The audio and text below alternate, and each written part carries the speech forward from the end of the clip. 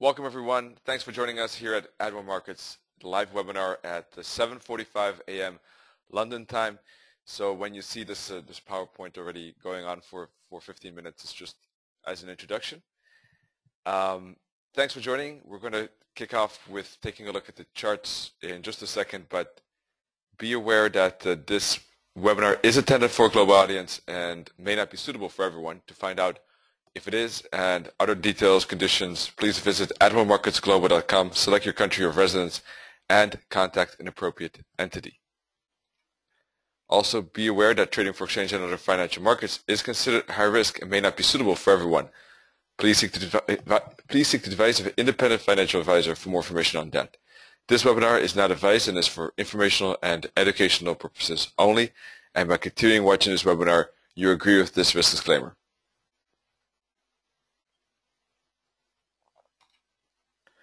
There's a special deposit bonus as a promotion going on at Admiral Markets. Take a look at this link for all the details and conditions. That is a bonus basically connected to your initial deposit done in March or April, as far as I am aware of, and the percentage increases the bigger the deposit is. So take a look at that if you're interested in potentially hiking up your capital through this method. All right, we're going to take a look at Fibonacci today with our main focus on Fibonacci retracements and Fibonacci targets. But in Fibonacci, it's very important to trade with the trend and or at least trade a reversal momentum kind of, which is a bit riskier, but certainly to avoid choppiness and to avoid sideways markets, because that's when Fibonacci is running into a lot of trouble. We see price breaking through tops and bottoms a lot. We see it at least kind of being making price action that is, how do you say it, chaotic in a way. That's the word I'm looking for. Yes, sometimes ranges will be respected, obviously, but the Fibonacci levels will not be much respected. When we have tops and bottoms, for instance, in play, often enough we will see something like this, for instance, and we'll see tops and bottoms being broken a bit, sometimes not. But obviously, if we start fibbing from here to here and from here to here, you might have sometimes a deep fib being respected, but sometimes not at all. So it's certainly more riskier and less successful. When you have a trend, or at least momentum, there is more chance that the price can get continuation at those fib levels. So it's important. So defining the trend, we can't do that really with the fib, so we need to do that with a different way, with either moving averages or a trend channel, or just looking at the chart as is, but we need to find a way to do that. Then when we have a good trending pair or pairs, we can use Fibonacci to identify entries and exits. All right, so you can also use fibs for a trigger, a potential entry, and then look for candlestick kind of confirmations at those fibs. That's another way of doing it. Plus, we can take a look at a very discretionary way of using fibs, a very rules-based way of using fibs, very rigid, but therefore also very clear and very straightforward in what to do at times. So there are two ways basically that fib is this rules-based way or more discretion, and I'm taking basically the decision myself which pair, which swing high, swing low could be good to trade. We'll take a look at both.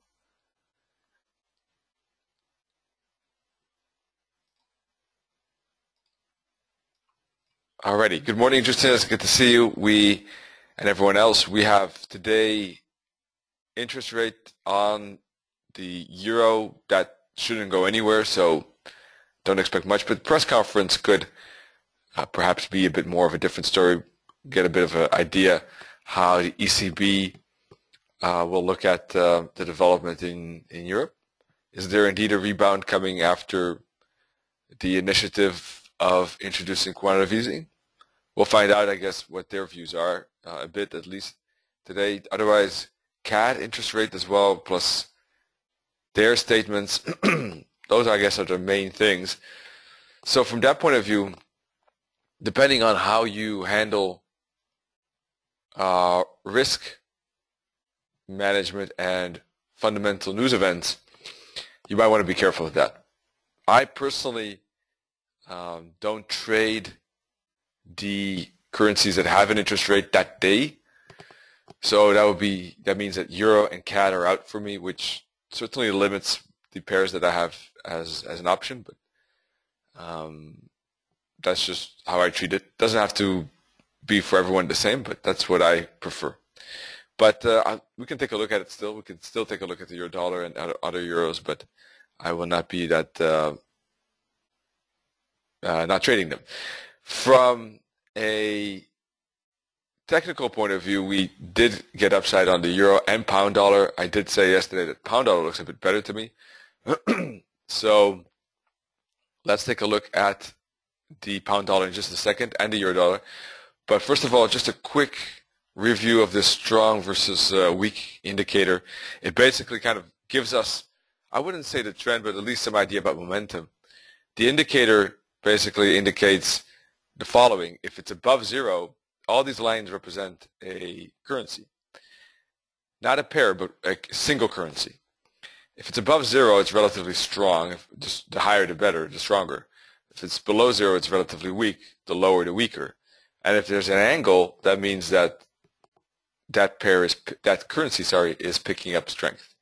So we can see that this line here is the Swiss. It was below zero, but it has an upward angle, and it's approaching and just about crossing the zero, as you can see. The New Zealand is strong, but the angle is kind of moving down at the moment. The dollar was strong, but had a downside angle, is now in the meantime moved all the way here. Right? So what we're looking for preferably is a strong currency and a weak currency to match them, to have an idea which currency a pair could be the best. Preferably one that is above zero and also angled up is my impression. I've been looking at strong versus weak just using technicals, but this indicator makes things a bit easier and is relatively new to me. So, but it's a useful indicator so far. So at this moment, I wouldn't say there's one that has a strong angle, except maybe indeed the Swissy. There's, on the downside or bearishness, not really one that stands out. We have a couple that are below zero, but they're relatively flat. Perhaps this one has just started a downward angle here. So maybe pound Swissy here seems to be the only one that has a potential of diverging on the 5-minute chart. So this is, when looking at the 5-minute, of course, obviously this is a very quick intraday, almost intra-scalping kind of setup, right? When we move up the time frames, on the hourly, for instance, we will see more about the hour situation, and the New Zealand seems to be climbing, and the dollar seems to be falling. Right. So yesterday I mentioned New Zealand dollar short that, certainly not doing too well, and probably have to exit that as a loss and perhaps even look for upside because at this moment that seems to be one that is standing out. The others, not so much, because they're above zero here, downside angle. Let's take a look at the 4-hour chart, and we see that Aussie is weakening, and if anything, dollar is pretty strong. They're all kind of flat here, though.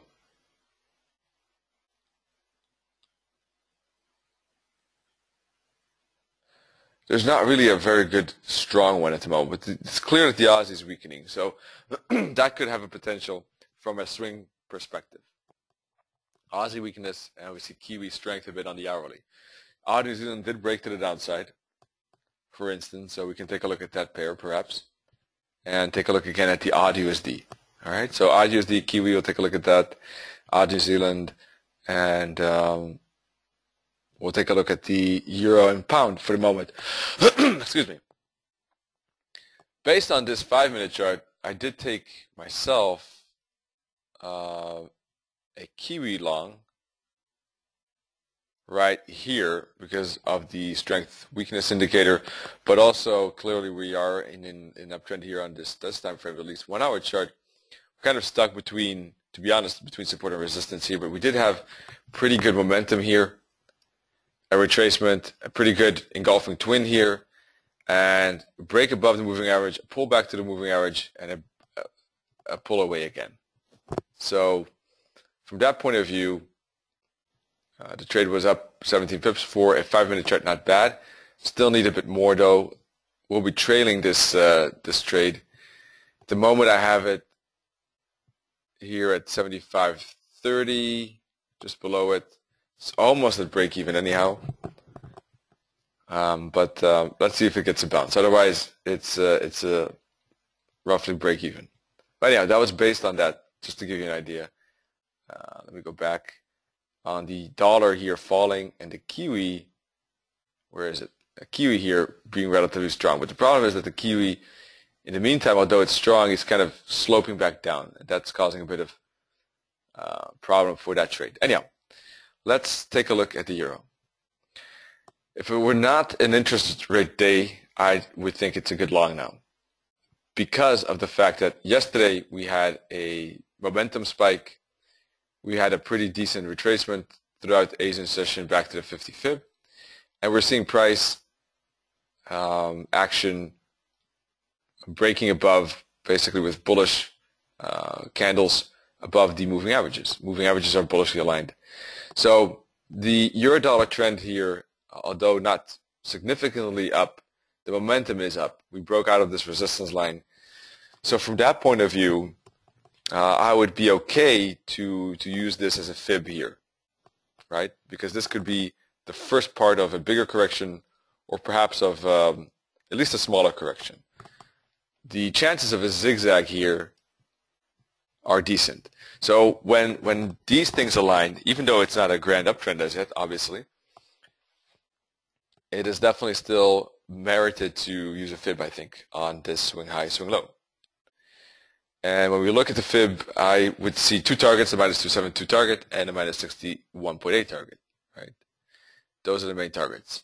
So any long in here would be aiming for the moment minus 618, but be cautious of the minus 272. When trading fibs, an entry could have been done at the 50, especially if you see this big momentum. But there's nothing wrong with waiting for some price action to stall at the fib, use the fib as a trigger at an entry, then actually based on a candle pattern, a bounce, instead of taking the fib itself. In this case, I would say a stop loss probably below 106, 105.95 should be enough to catch that 100 pip to the minus 272 target and 160, 170 to the minus 61.8. But this would be if it didn't have an interest rate. As I said, because of that press conference, unfortunately, that event could swing it any way it wants and multiple times up and down. Ultimately, I think typically the fib gets anyhow respected, but definitely it's very vulnerable because of that event.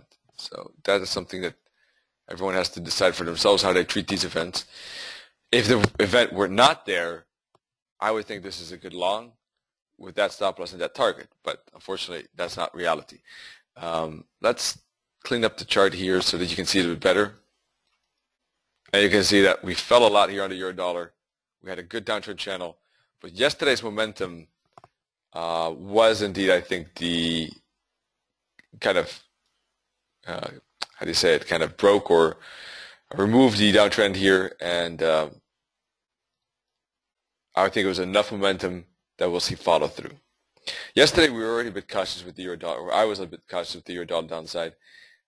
Did say that, we don't want to ignore shorts because of this nice downtrend channel, but I had a bit of hesitation because we were approaching a big daily bottom, remember? And indeed, if we would have today engulfing twins, then a retracement of today's engulfing twins about halfway for upside would be a trade. That's what we said yesterday, or I said. So we did get the engulfing twins, and we did go exactly halfway, because if you put a fib on that daily candle, which you can also do, you can put fibs on daily candles just as much as swing highs, swing lows, because this is actually a swing high, swing low on the 1 hour chart. The swing high, swing low on the hourly chart is just a daily candle. Then that would have been indeed the plan. Unfortunately, today is an interest rate day, but the price did bounce at this support level, right? We also said that if it did break below this bottom, that it could be a short, that it would be a short down to the next 104.60 level. It didn't happen. Price started to go sideways. It didn't break this low and started to actually make an impulse to the upside. So we avoided shorting by waiting for the break, waiting for the confirmation, which didn't happen,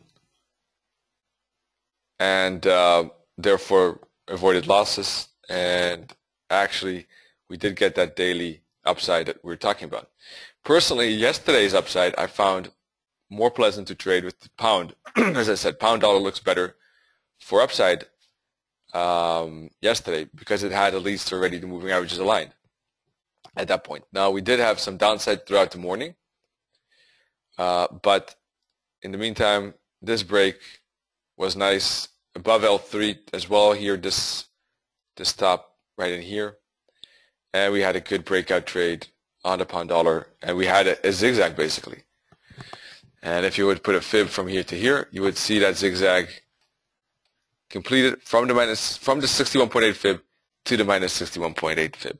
That is a typical classical fib trade. From the 61.8 is called the golden fee, and it's, I would say, the most common trade out there. Obviously, the currencies stop at higher fibs too, sometimes deeper fibs. If it does stop at deeper fibs, aim for the lower target. If it stops at higher fibs, aim for the minus 61.8. And the lower one is the minus 272 target. And sometimes you want to even trill stop, because sometimes prices goes further than that, right? Even higher to the minus 61.8. Minus 1.618. Anyhow, let me clean it up here. Good. So is the pound dollar in the trend? No, we had actually downside. This could be still part of a bigger correction to the upside.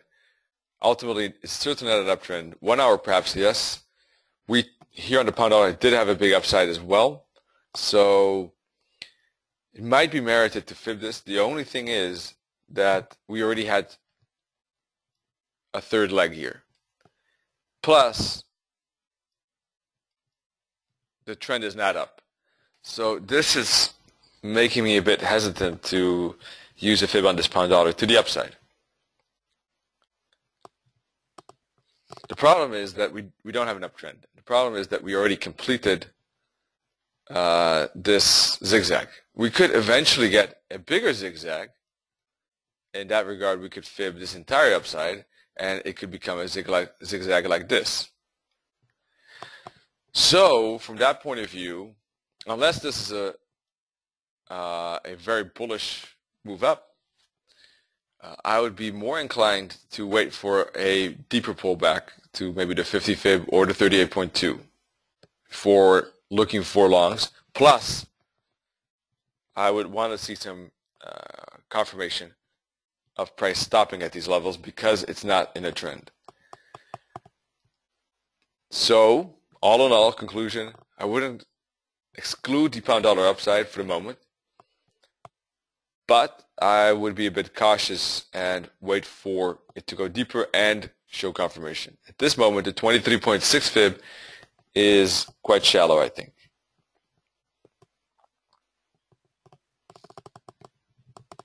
So if you have any questions, by all means, let me know. This is basically just using fibs by sight, kind of by discretion. There's also another way of using fibs with a very rule-based approach. that would require basically taking the first swing high, swing low, and waiting for price to hit the first target, then moving the minus 61.8 target, by the way, only then moving the fib from retracement to target, like this, and then taking the entries at any of these fibs, preferably the 50 or 61.8, and then taking it to the minus 61.8 target. So that would have been a short from here to here as a trade. Once the target gets hit, then the fib can be moved, and only then. If the fib gets missed, this target gets missed, I keep this fib. That's basically the rule, a very important rule. The idea behind it is that we don't start to move the fib too early.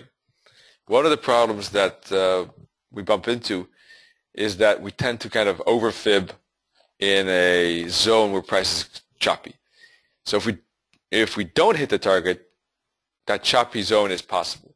If we do hit the target, like in this example, then price is moving forward. It is trending if it hits the target. So we can move it again. If it doesn't hit the target, there's a chance it's chopping around. Here we didn't get much of a deeper fib, but there's basically, as a fib trader, if it doesn't go deep enough, then a breakout trade would have to been taken somewhere in here as an alternative, if you still want to catch that trade at least. You can skip it too, of course. And here, ultimately, we stopped at the 50 and the 61.8, but in this case, the currency started to reverse. And that was not necessarily anything to do with the hourly being wrong. It's just that the higher time frames support pushed it back up. And that's always something that can happen with the last fib. So it's good to have patience, but in this case, if you see it struggle that much, obviously a trail stop loss above these stops would not have hurt, or even above this stop, in fact. All right, that's the rules based. So let me show you an example. Here, for instance, we have price moving up. We see price moving down to the 23.6 fib, then going up to the minus 272 target, but we didn't hit the minus 61.8, so we don't move that fib, and indeed, it retraces deeper to the 61.8 fib, then bouncing up again, and only then does it hit the minus 61.8. That's when we can move it.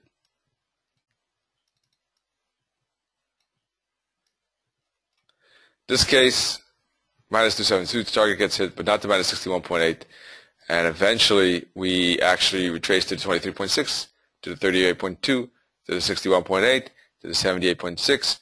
But ultimately, the double top kind of stops it. So the fibs are good, right, using it in both ways, but we have to also be realistic that with the sense that there are certain chart patterns, supportive resistances that will stop, price from getting to the targets. All right, so you have to be kind of sensible to larger kind of structures, and 4-hour daily chart to keep an eye on that. Having some patience at the beginning is good, but we don't want to be overly patient. Like, for instance, this one here, right? We can see why was it a good trade, because there was a quick continuation. Great. Here, quick continuation, but then a very big retracement, and then push up, but then again down, too long, right? So just to give you an idea how you can time manage and trail stop that. Ultimately, this discretionary way I think, has just an advantage of understanding when to and when not to move it. But I do think using discretion with it makes sense, is better, because ultimately, if you have like a couple of swings like this, and you get a couple of good wins in a row, if you keep doing that, obviously there's going to be a moment where price makes a bigger correction. And if you then fib the last kind of part of that, of course, that's going to be a loss. Let's see. I got some questions. Just bear with me. We'll take a look at the other pairs in a second. Let's see. The zigzag. A zigzag basically is a fancy word perhaps for a three-legged move. So what I mean, this is a zigzag in the sense that here's a bottom, here's a top, and then again top bottom, and again bottom top. So you got one up, two down, three up, or one down, two up, three down. That up, in this case, the second one is always smaller than the first one.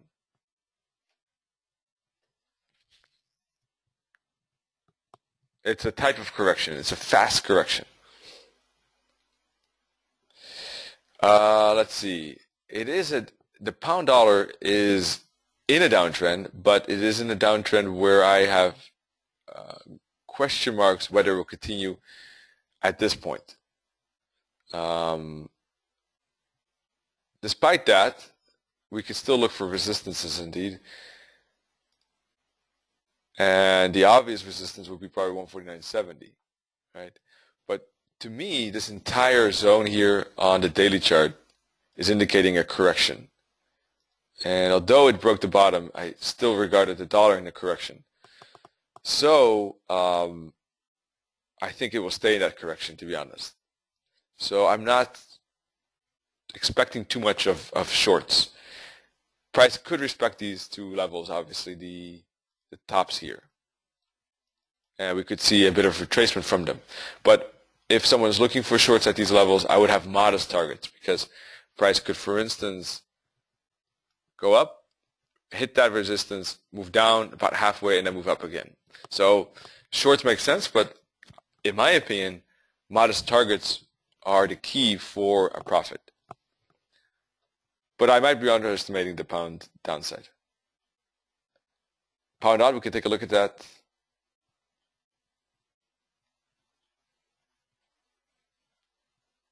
Justinus is looking to sell it. And Greg has a question about fibs. So this is my view. Because I see this as a bigger consolidation, the downtrend momentum here, I think, will have trouble. That's basically I think the support is going to be stronger than the trend at the moment. Although the trend, we should attach a lot of importance to the trend. In this case, I'm having some doubts about that. But if it obviously still breaks through, if it moves up and then breaks through this bottom, then things are different. We move the fib from, basically, if you're looking to fib it, I'm not sure, you move the fib to the first retracement. So if you the rules-based strategy is looking for the following. Let's see. Here, for instance, we take the first swing high, swing low. From any chart, you look, basically go quickly back to the past, and you can see here we had upside, right? So in this regard, this was the top. So we take the top, we swing it to the first bottom, and we look for where was the minus 618 hit. That was here. Once that has happened, I move it to the fractal personally. The next fractal after the target is hit, which is here. And take it from retracement basically to target. Fortunately, we had a very shallow, we didn't even have any retracement before we had again a move down to the minus 618. So we again take it from retracement to target. So we move it down. And here we had a 50. Retracement to target. So 50, again, to minus 618 target. So we can move it from retracement to target here.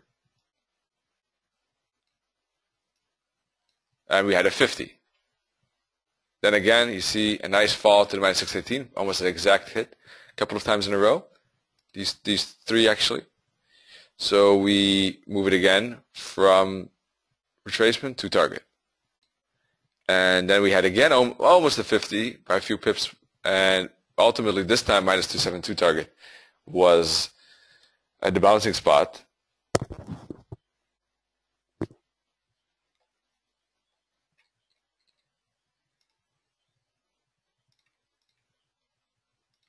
let's see. So, and then we got a bigger retracement, right? Alrighty. So that's, if you have any questions on that, let me know. Let's see, someone is saying that they don't hear me too well. Is the sound okay?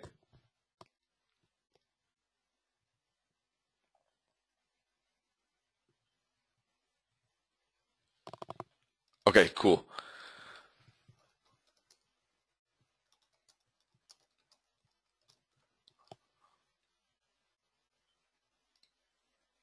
Oh, okay, great. Also with Newt, it's good now. Cool. So let's take a look at those Aussies and Kiwis now and see if that they're in more trending mode and pound odd perhaps. Pound odd eventually did break to the upside, did break above this top, bit of choppy upside, but is kind of continuing with that momentum that it had after 38.2 bounce. So ultimately now the minus 61.8 target is the target. This is not a fib trade anymore in the sense that the bounce here has already happened, but it could be a breakout trade, and we know what the target is, because when you use these fibs, sometimes it's too late to enter upon the retracement because the trade has already happened. But at least we know what the target is. The minus 272 target, but we already stopped there, as you can see, and have a retracement. So at this point of view, I think there's a pretty good upside potential. But it would have to be a breakout. It cannot be a fib at this moment. Let me take a look at the intraday levels.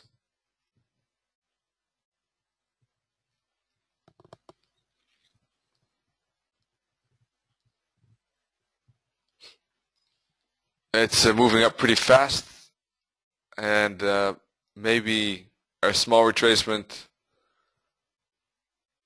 probably halfway, maybe 194.30,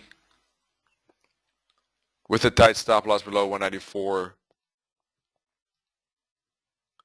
and a target at 195.20, which is the H5, could be a breakout trade.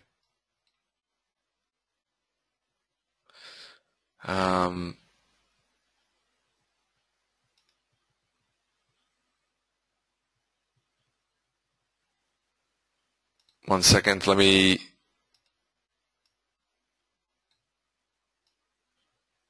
Yeah, 195.22 is the H5, but the minus 61.8 is 195.70. But from an intraday perspective, probably 195.25 is a bit better. That's one way of doing it. The other way would be to wait for instance, the hourly or 30-minute chart to finish. The hourly candle, for instance, at the top of the hour to finish. Let it prove itself by having a good close near the high. Also, maybe wait for a small retracement. One could fib, for instance, the hourly candle. Let me clean this chart up for you.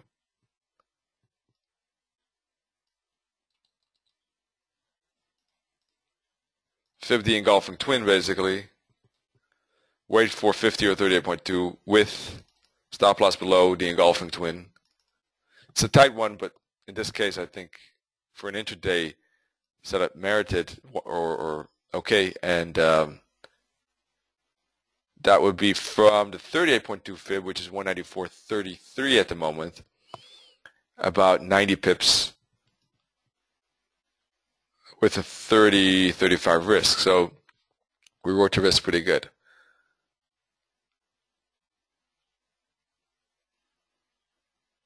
So that would be a breakout trade. Using fibs for target, roughly at least, knowing that we have space to the target at least, but even using it as kind of engulfing twin here. It is a bit slow upside, but it is a nice channel. So I don't see anything wrong with it at the moment.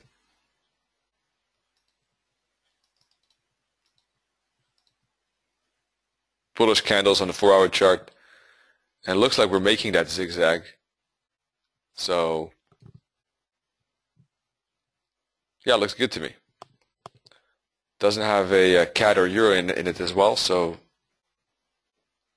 good stuff. So let's take a look at the Aussie and Kiwi.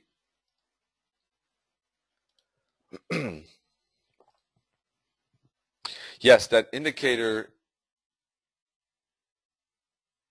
that you just saw for the breakout, the H3 is a Camarilla pivot point, and I can send that to you as well, Tara D, Tara Dai, when I send you the others. Okay, no problem.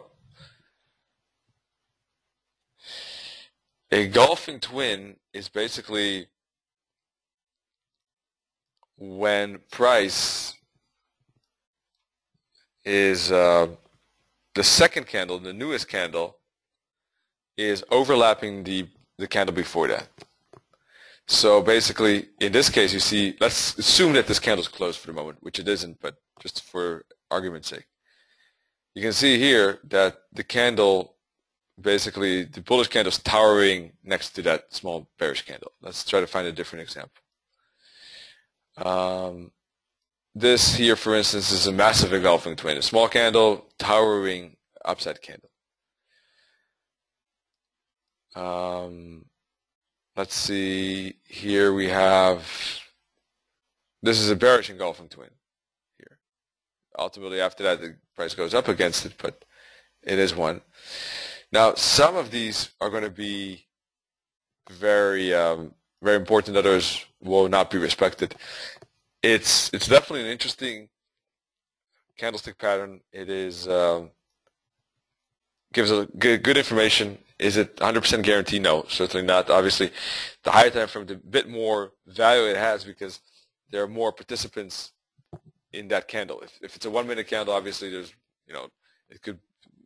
there's not many participants maybe in the Asia session 1 minute chart. But if you look at a 4 hour candle, you had a lot of participants putting their weight into that candle. So yeah, it's going to have some value, but still good to look at other factors to get more confirmation about the structure.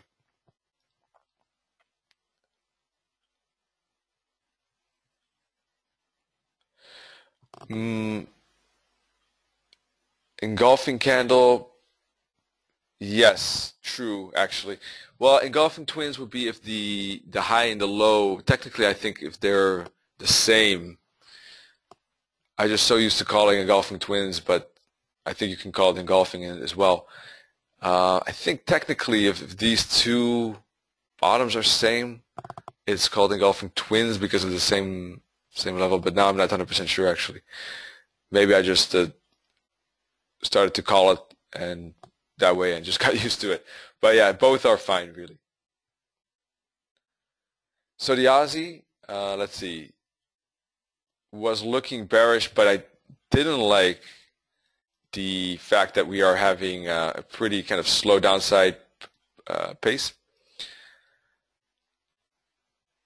Ultimately, this is looking like still a corrective type of pattern here with the -272 target getting hit. So the Aussie is still looking on the weaker side. So you can use fib retracements as an entry, but you can also use it as targets as an entry as well for the opposite direction. That's another way of doing it if you think that the trend is strong enough in that direction. So if you have a downtrend, you can use the trend like that, and we have a zigzag against it. You can use the targets for potential entry. Anyhow,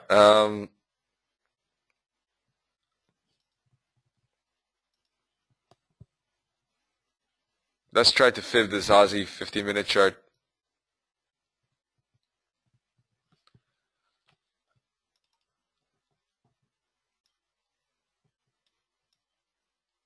Here we had a very deep fib.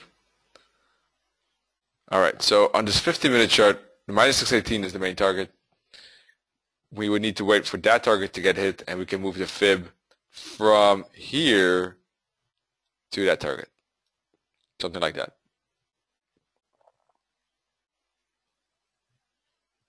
So still waiting for that at the moment. From a breakout perspective, because we don't have a fib that we can use, let's take a look. From that point of view, Aussie indeed, just like the pound odd, is weakening. So that does look good. Let's take a look at the strength versus weakness indicator, and we see dollar picking up some steam. Actually, Euro losing, Kiwi losing.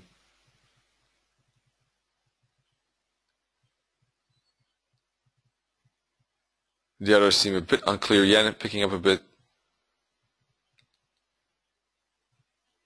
Let's take a look at the Kiwi quickly. So my Kiwi trade didn't work out. There was some upside at that point, but not enough for me to get into profit. I doji last hour at the weekly, at the H3, contained it, and price didn't get the breakout that I was hoping for. Obviously, I took it right in here, hoping that it would push through. It didn't.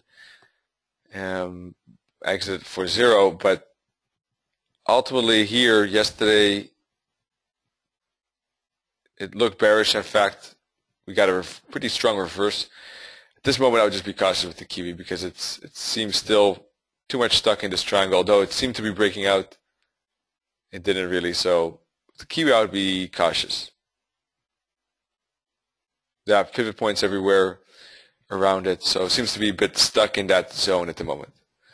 Still in the triangle, indeed. Exactly. So I agree with Modris, and we can see the odd New Zealand, for instance, ultimately breaking through that zone we looked at yesterday with a pretty strong candle, first of all, then a bit of a bear flag. So anyone who didn't like the breakout initially probably would still like the bear flag after that. And if you were watching it at that time, the break below this fractal of the bear flag would be an interesting, would have been an interesting setup. So we see a bit more Aussie weakness. So the odd is better than New Zealand at the moment. The momentum is still bearish. Price is still pushing with lower lows and lower highs. So the Kiwi is not that interesting. Aussie is more interesting. So back to that strength indicator. So the Kiwi is falling, but it's still relatively the strongest at this moment. It's still the highest position. So it's not good for longs or shorts at the moment. The Aussie has a slight downside angle and is the weakest. So the Aussie makes the most sense. The dollar is at the moment not the strongest, but has the biggest upside slope.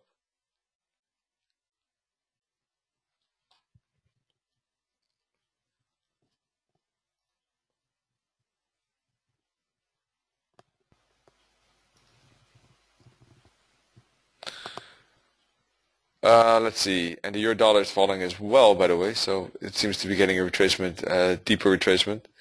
The Aussie, let's take a look at the hourly. Here too, probably now at the moment, waiting for this hourly candle to finish probably makes the most sense. A 30-minute chart, or the 30-minute chart even. This looks like a good strong candle.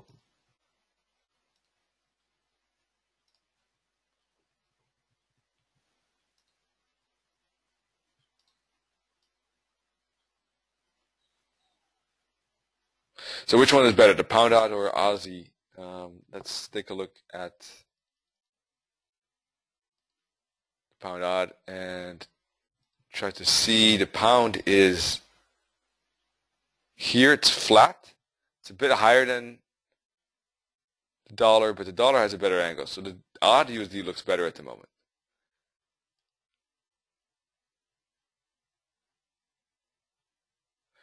Quick look at the euro pound. Yesterday's short idea at 72.20 and 77 was a bit in trouble, but ultimately did respect that resistance, turned back down, and now moving lower. Probably best to trail stop it above this top at the moment. I don't see any reason to give it more space. Anyhow, back that was just quickly about yesterday. Odd USD seems to be pushing, but at this moment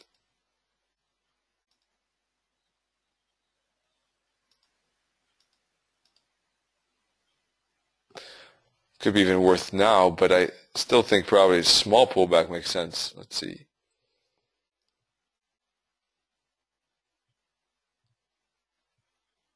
A few pips perhaps, 75.84. Yeah, 75.84. Let me do that fib again, see where that fib is. We're pretty close to the target now.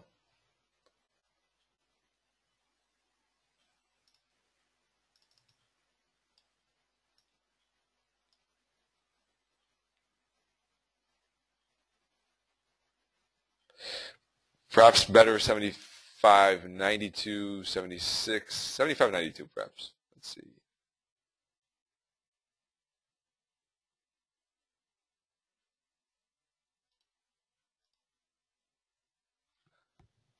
Yeah, a bit of retracement here I think makes sense. The other, either within this hour or just to wait for this hour to finish.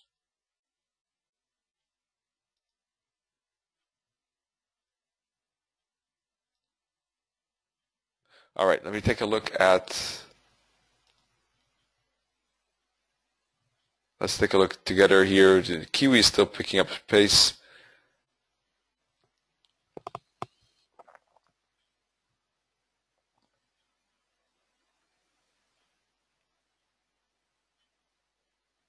The Aussie is still at the bottom indeed. The dollar is relatively low though. There's no, on this 1 hour chart, there's nothing really with a good angle except the Kiwi. So perhaps let's take a look at the odd New Zealand again.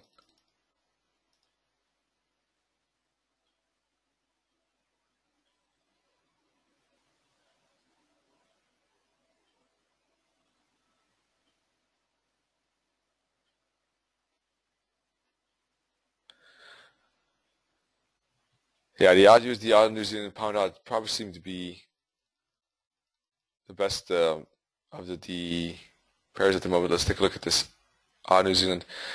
From a 4 hour point of view, indeed, this is a pretty strong candle. So small retracement, maybe halfway that candle, or 38.2 fib of that candle, 101.8, 101.16. Stop loss above 101.50 could make sense. Let's take a look at this fib here.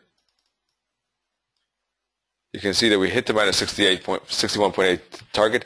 If we fib from retracement to target, we had a 50 fib and then down to minus 61.8 target. This could be a bouncing spot. And a hook back to the 50, 61.8, 4 more downside with the stop loss here would be a fib trade indeed.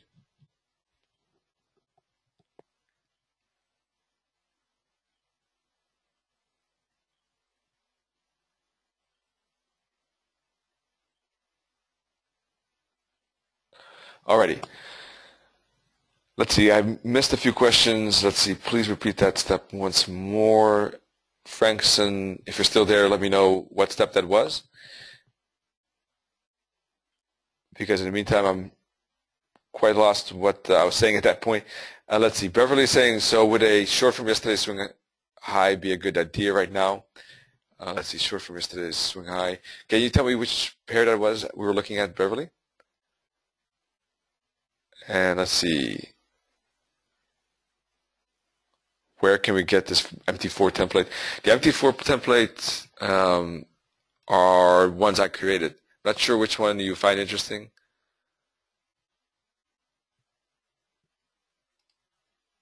Maybe it's this one.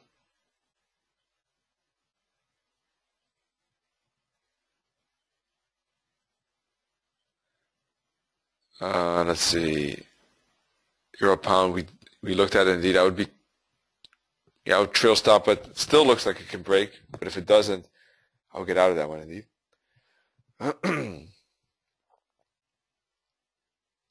Oh, you mean the relative strength weakness indicator?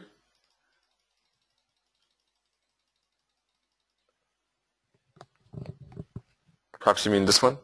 1 second. Here?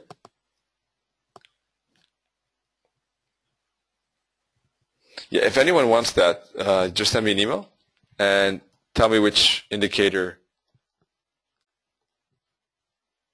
you would like. I will write down the email right now. Alrighty. And I can send that to you, okay? Beverly was talking about yesterday's high. Let's see, yesterday's high probably will not get there, I would say. That's a bit demanding for price to get back that high. But we did get a retracement just now to 88.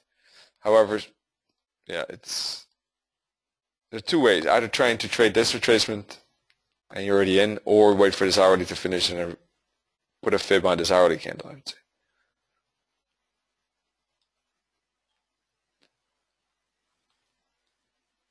And then look for the 38.2. With the stop loss above this candle.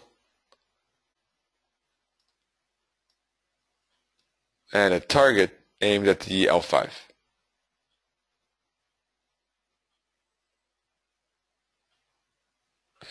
If you want to do it the official fib way, then yeah, the target has not been hit yet.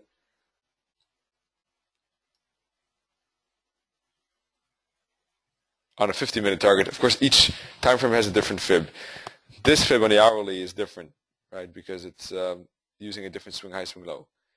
And in that regard, the target is actually the same as the L5.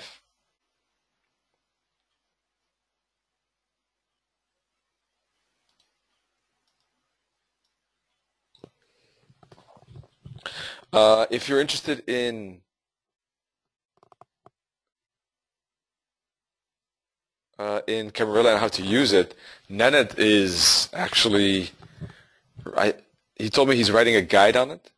So if you would like to get that, send an email to Nennet, and he'll put you on the list, and he'll send it when he is finished with it. Okay? So anyone who wants to get that, just write an email to Nenet's email. I just put it there, info@, all right?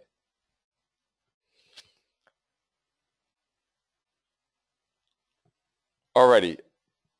So let's see, anything else going on? Let's take a look. Dollar yen is a bit quiet. Did fall yesterday. We talked about the potential for New York session to have downside. It did. It made that retracement indeed at the beginning of London, and then downside, and then bounced at 119, which was the target, the L5 target yesterday. And now it's making kind of, in my opinion, a small rising wedge breaking through that. So it does look more bearish at the moment. From a fib point of view, it hit the minus 618 target yesterday, on the hourly chart at least, and retraced back to the 50 yesterday. So that looks like a good turning spot. And a 50 fib, might be an entry right there, or after this bearish candle. And price is not too far from that bearish candle at the moment.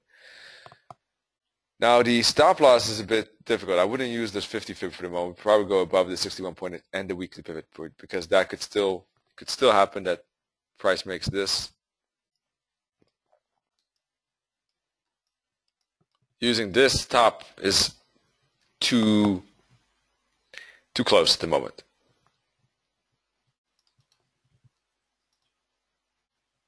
Dollar yen does look good for a short, I think,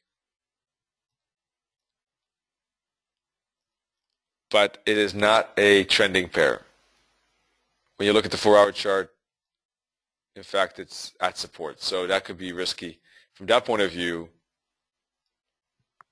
it could easily be merited to skip this. The trend is not there. Let's see, anything else? Let's take a look at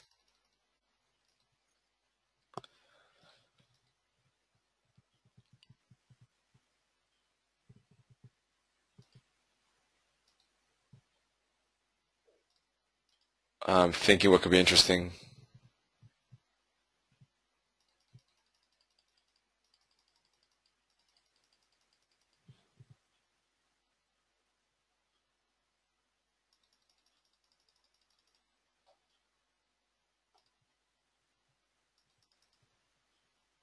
Running a bit out of inspiration at the moment. Does anyone have a particular pair in mind that they would like to look at?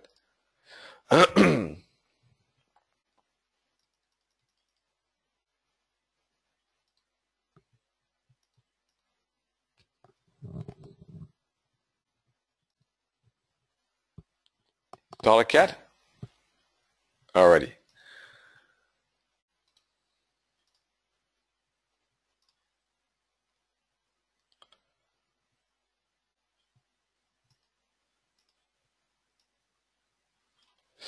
don't have access to oil at the moment, but if you send me a screenshot, I can take a look at that and analyze that if you are able to make it. All right. Euro yen, we can take a look at that indeed. Dollar CAD, first of all, is in a big daily uptrend, but has this big, as we know, consolidation and bounced several times at support. Not really a good currency to put a fib on at the moment because of this consolidation.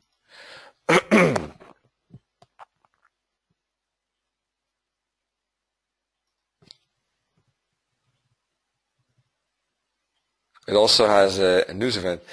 Well,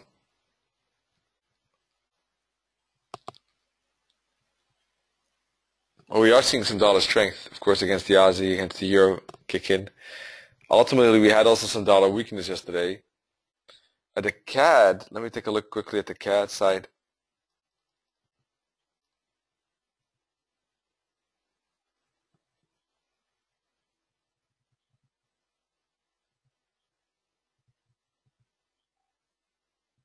So why can't I find the CAD? Let's see. Where's the CAD? Here. Pretty strong. And the dollar and CAD are kind of matched with each other on the hourly here.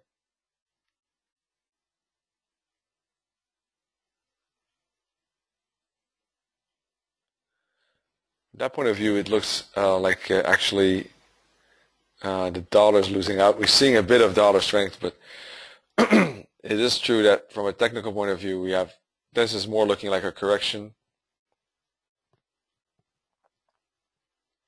Went to fourth candle at the moment. Momentum bars to the downside. All in all, it's a big consolidation, but yesterday was a pretty big down day.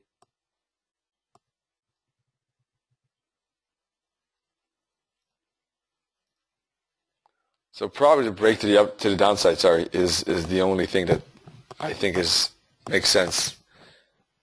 A push below this fractal with a stop loss probably just above the turning spot, whatever turning spot it will end up being.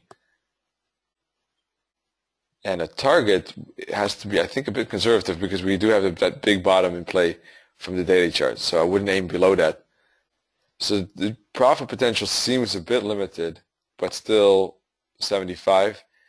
At the moment, it depends on how far the dollar CAD will push up. If it pushes up too much, then this breakout will probably not happen.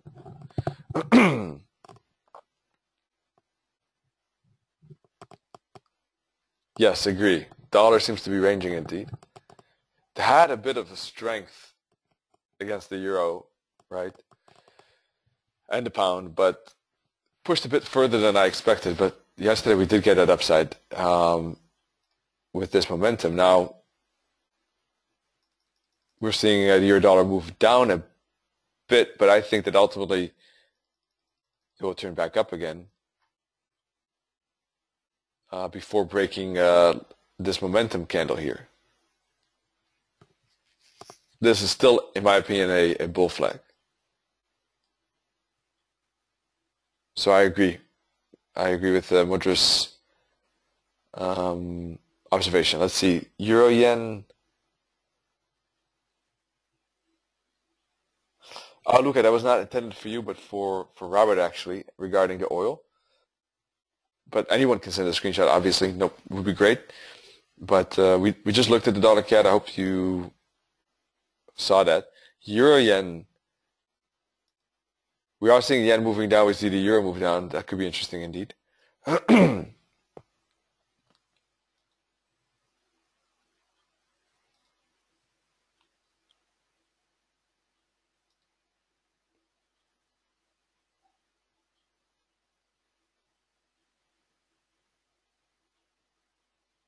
This is the fourth candle. Yesterday was a bullish candle though. Maybe even a pin bar.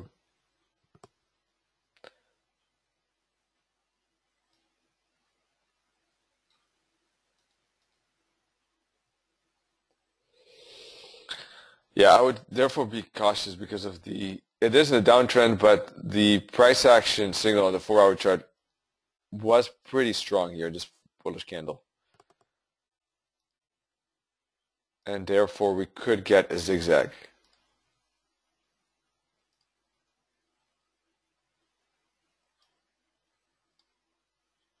Let's see, Modros is saying U-turn. So you mean what I think you mean is a inverted head and shoulders, perhaps?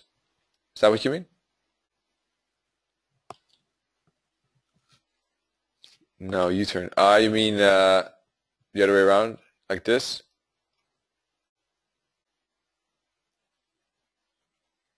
Yeah, it's possible. I'm just a bit cautious of the daily chart. Ultimately, though, one bullish candle doesn't mean it's going to turn, though. That's true. For the moment, probably what I would like to see is a bit more price action, to be honest. See how it responds to this bottom. If it makes a bear flag, for instance, and just starts to break that bear flag, then that's probably the signal I want to see that this momentum is not going to cause too much headache.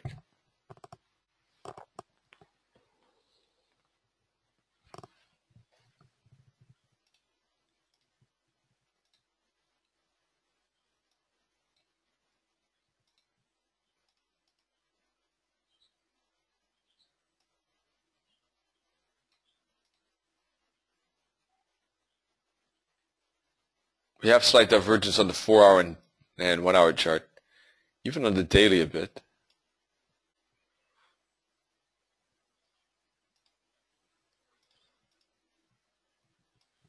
So that kind of confirms the perhaps caution that I would like to see on it. But ultimately, it's your choice. But that's how I look at it. A bit more information.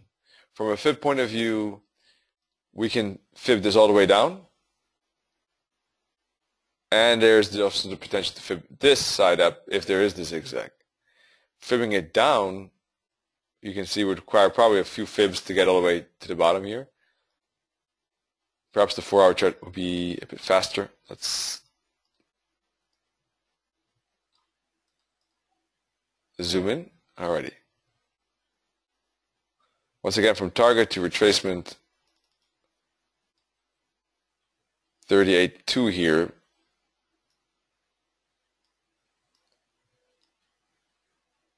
38.2 again.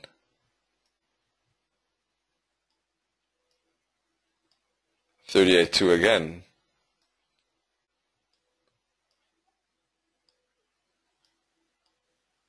And again a 38.2, that's the 4th one in a row. And then recently, actually, a pretty deep retracement up to the 886 fib.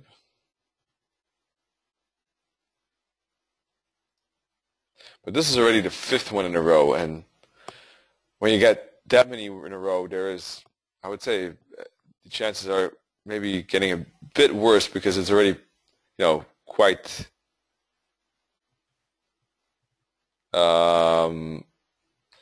quite a long streak, I would say.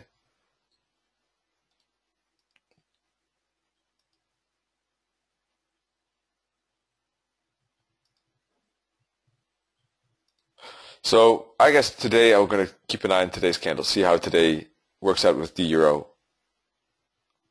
Alrighty, let's see. Well, I guess if you have any pairs, let me know. I can't look at oil, unfortunately, but otherwise I'll think that we kind of looked at everything tonight, or anything that I think is important at least. Tonight we have Netta taking a look at Forex correlation, and tomorrow understanding the impact of the central bank's decision on the Forex market. If you are also interested in fundamentals, there's a part 1 and part 2 as well available today and tomorrow. So otherwise, recap, I think that dollar weakness is looking at the market structure possible. Eventually, later today, So anyone who is odd USD short, you want to be careful of that particular rebound potential for dollar weakness, because I think euro pound could make that. So you want to be careful with that. I do think that odd weakness looks good, but at the moment, the kind of strong candle has disappeared, so sometimes good to keep an eye on this candle. Anyhow, there's still 9 minutes left. Let's see how that pound odd closes here.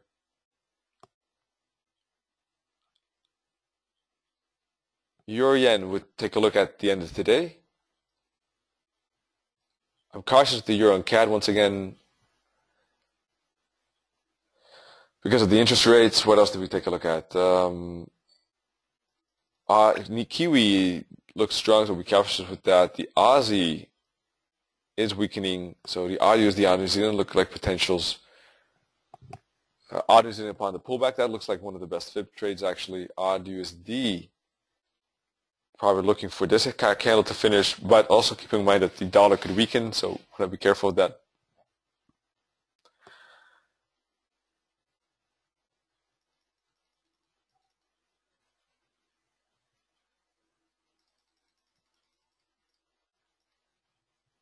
The Aussie is weakening, and the Swissy was strengthening a bit, by the way, so the odd Swiss was also something I was looking at. I forgot to mention that earlier. Swissy is relatively strong.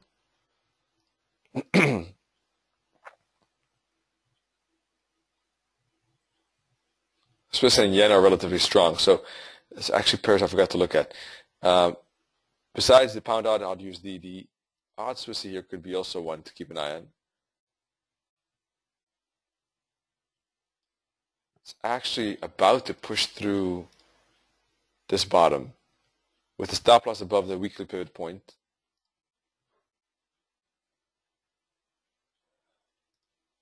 Let me see what the target could be.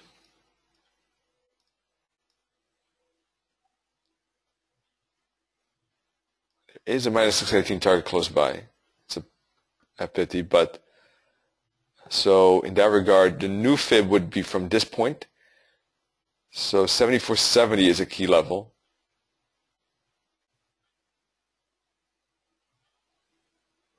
If it does hit this target, then this will become the new fib, and this the new target.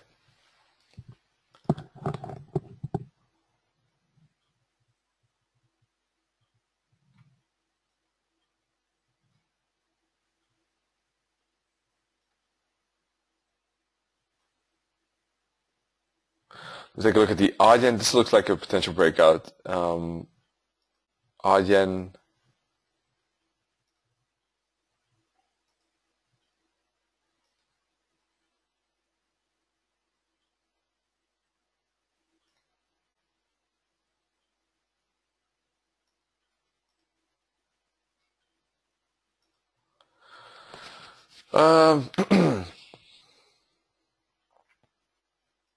Not too sure about this. It is definitely in a bearish momentum, but it's right at the bottom. Trying to see how important that bottom is, but it's kind of like the euro yen at the moment as well. Probably give it a bit more time. Odd Swiss looks a tad better to me. All right, so Aussie weakness could be also traded against that, and perhaps dollar weakness later on today against probably the pound. Let me check again.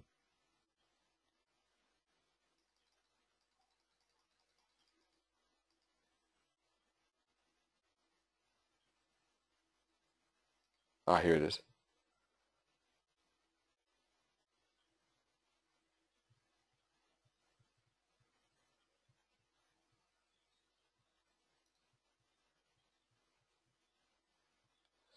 Let's see. Yeah, pound and pound seems good. Perhaps the dollar yen indeed. Dollar Swiss, those are relatively on the higher side. Yeah, so indeed dollar yen could be one more spike down. So if we match the puzzle here together, it looks like dollar strength for the moment. That looks best against the Aussie at this point. but later on perhaps dollar's weakness, and that could be best against CAD or pound or yen. But keep in mind with the keep the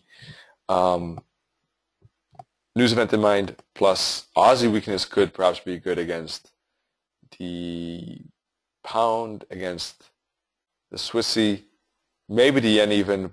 But the bottom has something, you know, something you want to keep an eye on. Yeah, that's it. I think that's probably the most potential, the pairs with most potential today. So keep an eye on, well, I will keep an eye on those, but not trading the euro or CAD myself. And I think that will wrap things up. Thanks for joining. Thanks for your comments. And wish you good trading. Happy hunting. Hope to see you in Nenet's webinar or the fundamentals here, or otherwise tomorrow, where I take a look with Nenet against the central bank's influence. All right. See y'all soon. Cheers.